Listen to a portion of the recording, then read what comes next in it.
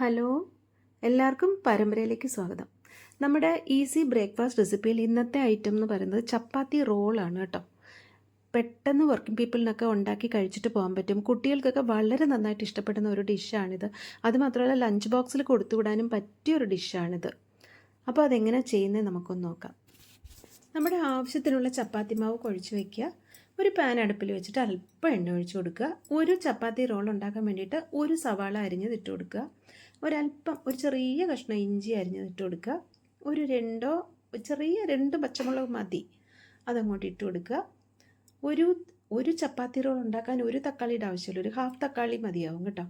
അതും കൂടെ ഇട്ട് കൊടുത്ത് നന്നായിട്ടൊന്ന് സോട്ട് ചെയ്യുക.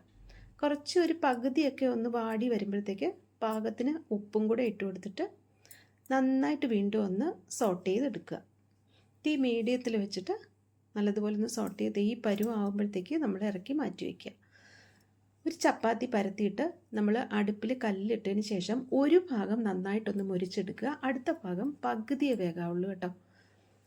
ഇതുപോലെ കണ്ടില്ലേ, ഒരു ഭാഗം നന്നായിട്ട് മുരിഞ്ഞിട്ടുണ്ട്, അടുത്ത ഭാഗം പകുതി വേവിലാണുള്ളത്. ഇങ്ങനെ വേണം ചുട്ടെടുത്ത് വയ്ക്കാൻ. ഇനി ഒരു 2 മുട്ട ഒരു ബൗളിലോട്ട് ഇട്ട് കൊടുത്ത് നന്നായിട്ടൊന്ന് അടിച്ച് പതപ്പിച്ചെടുക്കുക. അല്പം ഉപ്പും കൂടെ ഇട്ട് കൊടുക്കണം കേട്ടോ. ഞാൻ ക്ലിപ്പ് മിസ്സായി പോയതാണേ. നന്നായിട്ടൊന്ന് പതപ്പിച്ചെടുത്തതിന് ശേഷം ഞാനിവിടെ നോൺ സ്റ്റിക്ക് കല്ലല്ല വെച്ചത്. നോൺ സ്റ്റിക്ക് കല്ല് വെച്ചാൽ ഈ മുട്ട അങ്ങനെ ചാടി ഓടി അങ്ങ് പോകും.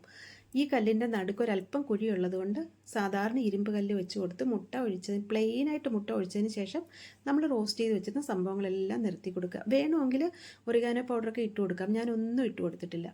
അത് നിരത്തിയതിന് ശേഷം നമ്മൾ വേവിച്ച് വെച്ച ചപ്പാത്തിയുടെ അരഭാഗം വെന്ത ഭാഗം അങ്ങോട്ട് വെച്ചൊന്ന് പ്രസ് ചെയ്ത് കൊടുക്കുക. മുരിഞ്ഞ ഭാഗം മേളിൽ വരണം. നന്നായിട്ടൊന്ന് പ്രസ് ചെയ്ത് കൊടുക്കുക.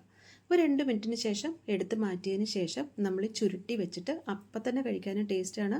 ഇതിങ്ങനെ ഫോയിൽ പേപ്പറിൽ പൊതിഞ്ഞ് ലഞ്ചിന് കൊണ്ടുപോകാനും നല്ലതാണ്. കുട്ടികൾക്കും ഫോയിൽ പേപ്പറിൽ പൊതിഞ്ഞ് കൊടുത്തു വിടാൻ പറ്റും. അപ്പം എല്ലാവരും ട്രൈ ചെയ്ത് നോക്കണേ.